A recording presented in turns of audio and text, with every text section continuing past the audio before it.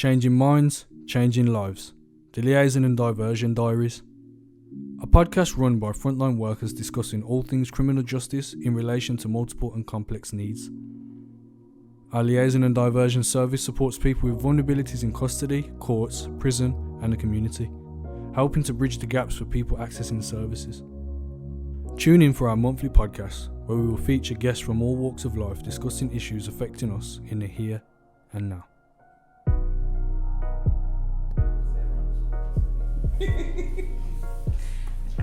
Welcome to episode 5 of the Liaison and Diversion Diaries, Changing Minds and Changing Lives.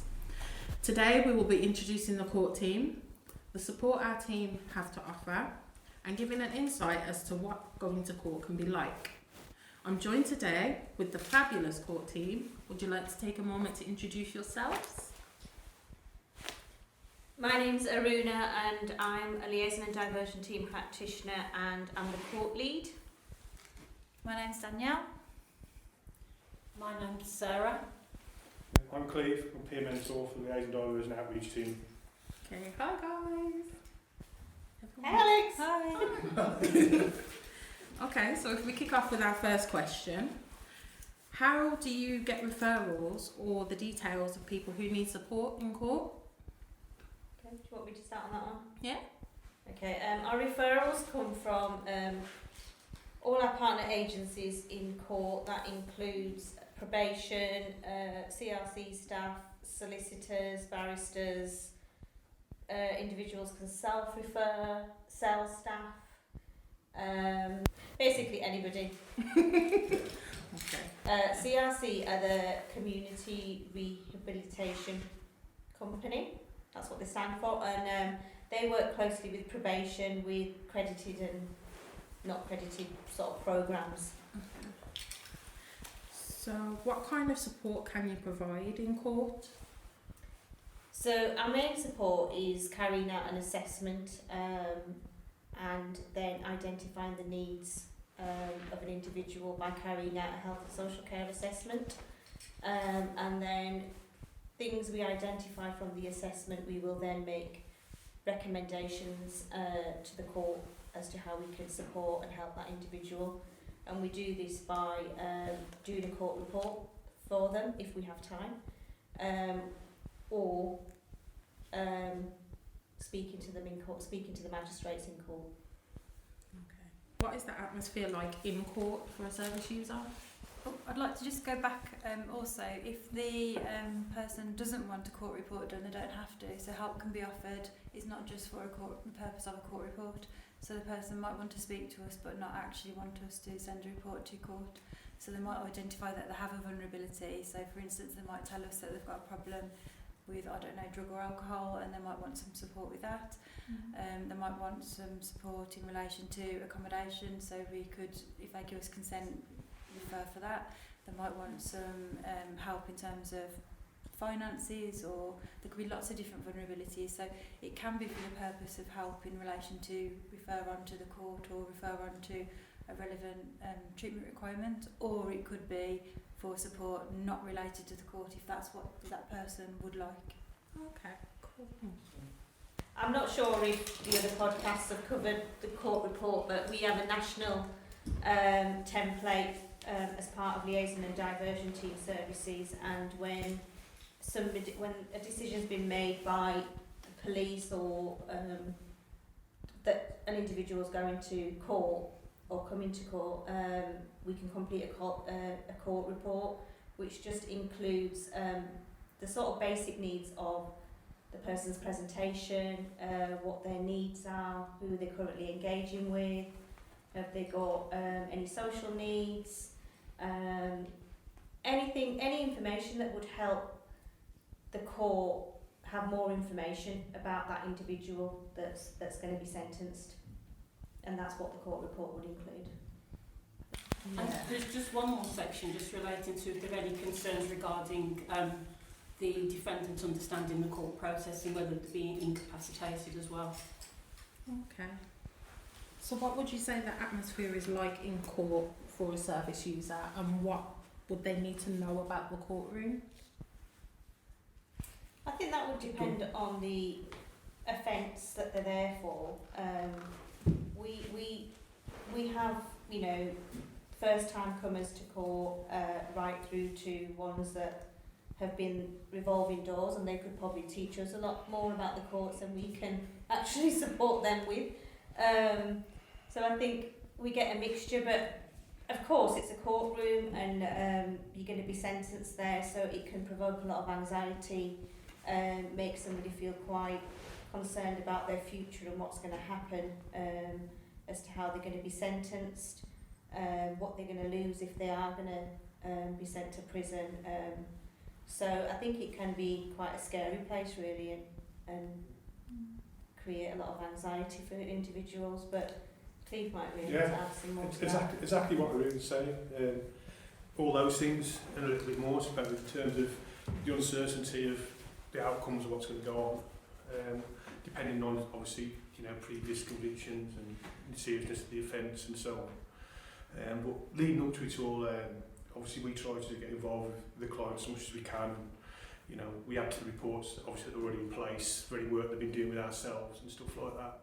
You know, and we sort of transfer that over to the individual itself to try and put them at ease a little bit and saying that, oh, this is the positive things you've been doing and this is what's been added to the report. And, you know, we try to explain to them the fact that, okay, you know, you're in the courts but you commit defence, but the courts are also going to take into account you as a person, as an individual. You know, they're going to look at it, you know, it doesn't necessarily mean they're going to take your liberty away today, depending on what you're doing. It's just a case of just giving them the alternatives to the options that the courts have, really, and the options that we've given them in terms of community sentencing.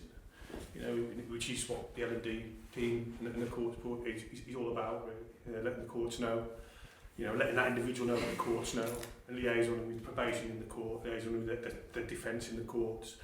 Anybody that's connected to the case, really, and tell them that, like, you know, this is what's going to happen, this is what we're recommending, and the court's got the report, so read it. You know, we're linking with probation services as well, and so on, to just try and come together and put the best sort of plan in place to offer to the court so they can make the correct decision on the sentencing. It's just basically just trying to just ensure that it's not all the end all, no all and everything, you know. It can be difficult sometimes, you know, so just to give them that bit of surety, really, just say, look, we're behind you, we'll help you. They're going to listen to us, we're here to support, we're here to advocate for you and so on. So. As a peer mentor, do you think that's easier for you with your lived experience? Yeah, from my perspective, yes, because obviously I come through the criminal justice system quite a lot when I was younger. I mean, it's changed a lot now. I mean, we used to have the L&D when I was like getting that sort of bother, it wasn't there. But yeah, it is easy because I understand the sort of process of it, you know, and how it goes. A lot of sentencing, I understand, you know, around what you can get. There's certain sorts of, in magistrates' court, you can get like 12 months, for example, imprisonment you can get in, and then go to Crown Court, a bit longer and stuff like that, and different sorts of powers that people have, you know, in sentencing and stuff like that. So yeah, and just letting them know that, you know, there is alternatives to prison in terms of that. So I got the idea of sentencing that they have and that they can hand out in the courts. So, yeah. So what is a typical day like for the court team? Generally, we receive a delivery list from the Birmingham Magistrates Court cells. We screen that list and identify vulnerabilities. Some of the defendants are already open to services, so we will liaise with them and just let them know that this person's in custody, and we'll update them with an outcome when it's made available. We will contact the cells. Pre-COVID, we would have gone down to the cells, looked at the personal notes and sort of identified a defendant that was a potential assessment. Now, obviously, they just offer a telephone assessment, which still is valuable, and we can still obtain the relevant information to identify a suitable pathway for them. So there's a lot of liaison, and that's with probation duty, worker, the judiciary, the magistrate, CMHTs, custody. And that can take up the bulk of your day, a lot of liaison. Okay. And do service users have to meet a certain criteria in order to receive support? Yeah, as Aruna mentioned, whether it's financial, accommodation, mental health, GP registration, ID, the list is quite endless really, but they have to be willing to engage as well, and obviously, as Danielle mentioned, consent as well, to refer them on to services and to offer a court report. Okay. kind of answered all my questions. How have court had to adapt through COVID? Telephone assessments. I think, well, initially it was, you know, that whole thing of are we safe in the building, and we have to remember we're not in, you know, we're sort of, we're in a building that belongs to HMCTS, so we have to, and the cells are run by GOAMI, so we have to respect their sort of risk assessment around COVID. So initially it was that the majority, a lot of the court staff, not just us, are working from home, so everyone was remote working. So we had to, as a team, we all had to sort of adjust and make sure we had the right equipment and IT and things like that at home, access to phones, everyone's got familiar with Microsoft Teams, getting hold of everyone's email addresses that we would normally have face-to-face contact with, or telephone numbers. To be fair, it did iron out quite quickly, I felt, and court staff were all in the same situation because we're not the only partner agency there, so everybody was in the same boat, and everyone's wanted to not lose contact with one another as to, you know, how a court day runs. Most important part being is that the individual will either be in the courtroom and the magistrates are still going to be there, so there's always going to be them 2 or 3 people in the courtroom. So communication is really vital, pre-COVID and post-COVID.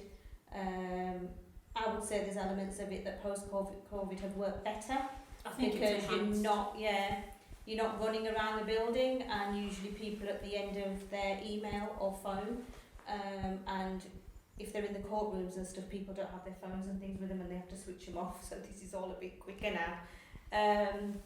So there's been parts of that's been quite good, and I hope we can continue some of that as we're coming out of COVID and it doesn't go back to the chaos that it used to be. On the same hand, we've lost that connection with the face-to-face assessments because of the cells, and in the cells we used to see individuals, but the interview rooms are too small, and I'm not sure whether there's going to be a way around that as well. If they continue to use, GOAMI continue to sort of use that space to bring individuals in, because there's no bigger rooms to interview people. But it will all be sort of guided and planned around how lockdown eases and HMCTS and how they work their building, really, and make it safe. Just to say, sorry, I do miss the court atmosphere.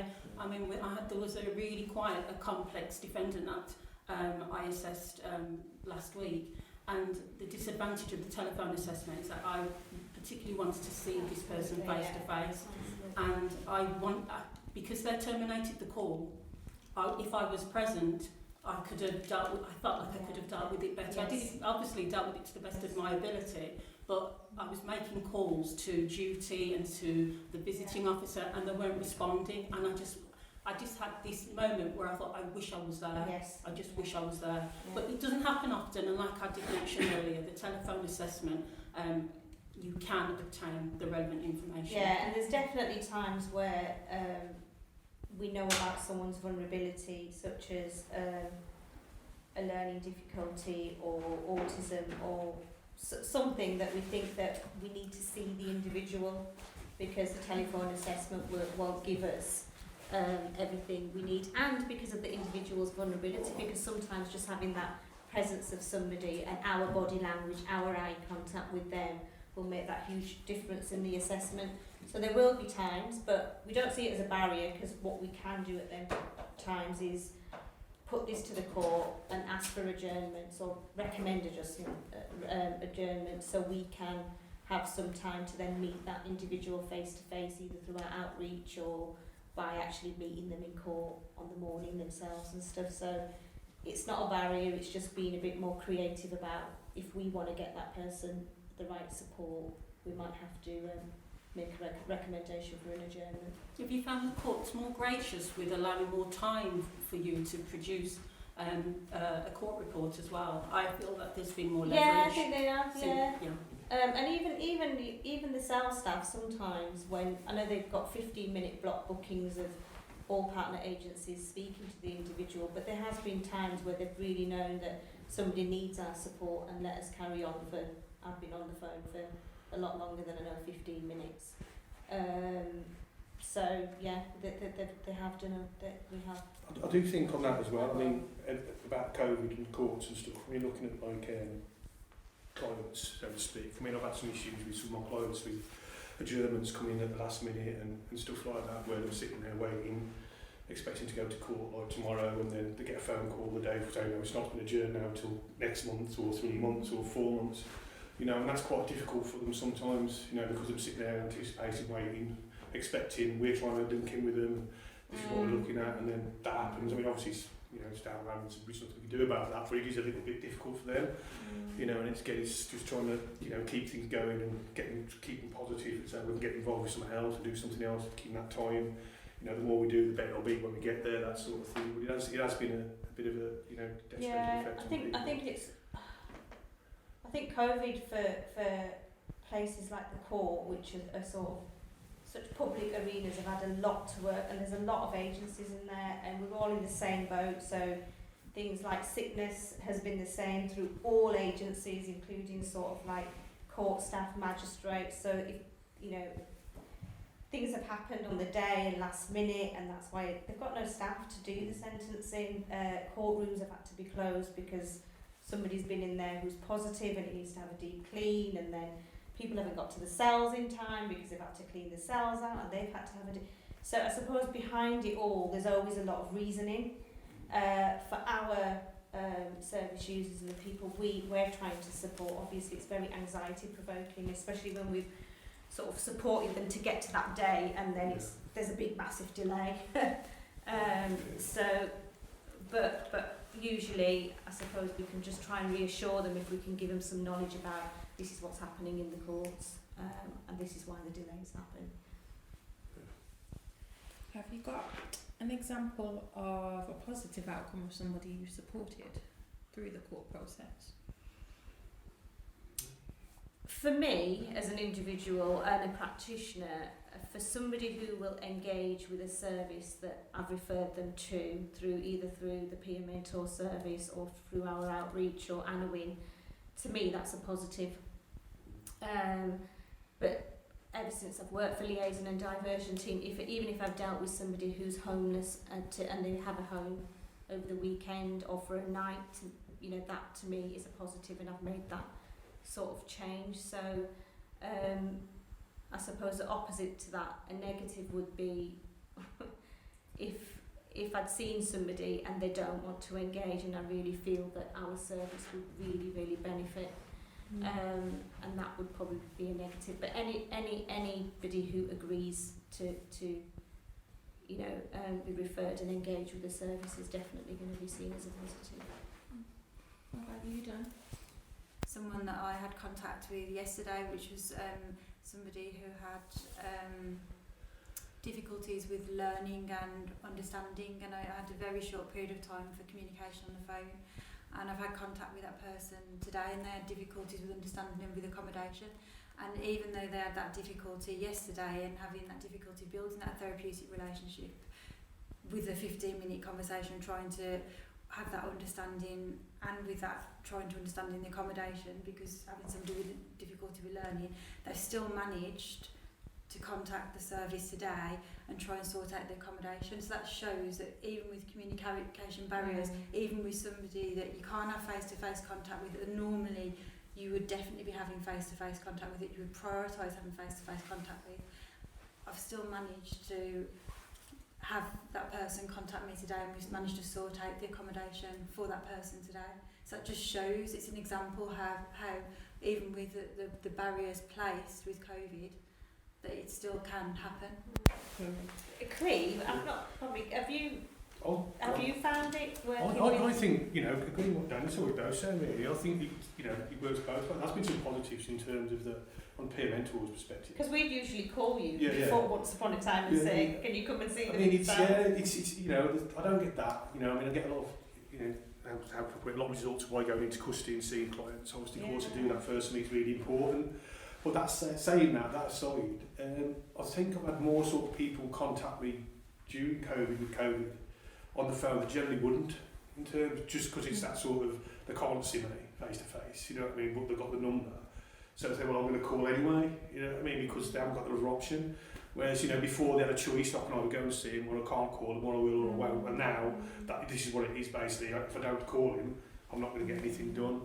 You know, I mean, I've had to go around a couple of times and I've had to shove a little piece of paper through letterboxes. You know, it's a little name saying, you know, we've had a chance to go out and see somebody that we're concerned about, you know. And I've had people contact me through that, you know, it's got a piece of paper with my name on and stuff like that. But yeah, I mean, I think a lot of people, you know, contact me that generally probably wouldn't, you'd think, because that's the only choice I've got.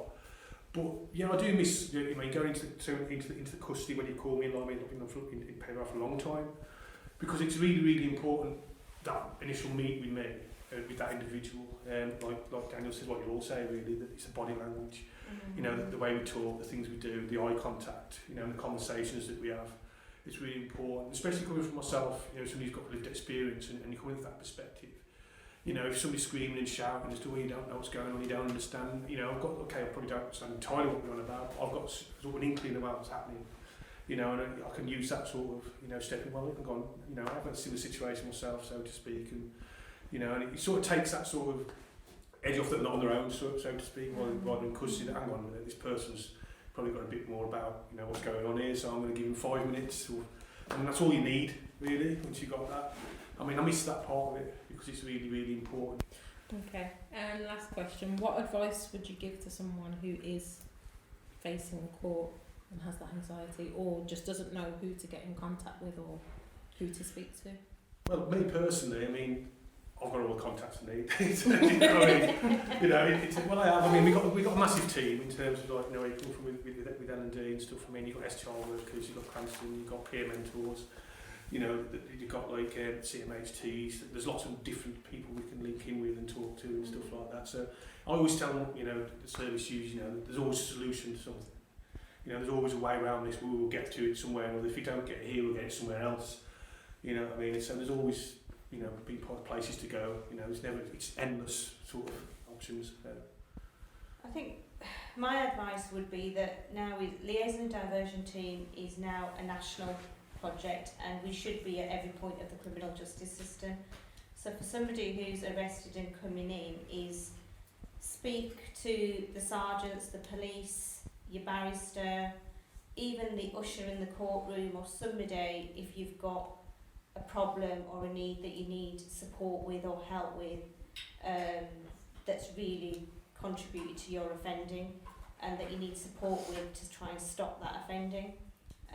So, you know, whether you're a youth and you're involved in sort of gangs or being bullied or beginning to pick up, you know, hold a weapon and things like that, any little thing, to whether you've got no benefits to housing, you're going to be homeless, any sort of relationship, anything, just let somebody at the court know, because there's a lot of support and help, which will vary depending on where you are, but really I think it's a matter of opening up and actually just taking that step yourself if you're coming in.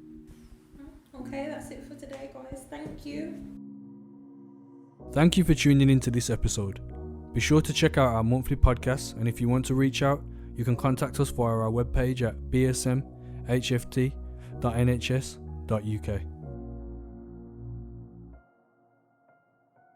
If you are someone who has been affected by any of the topics covered, please remember you can access help.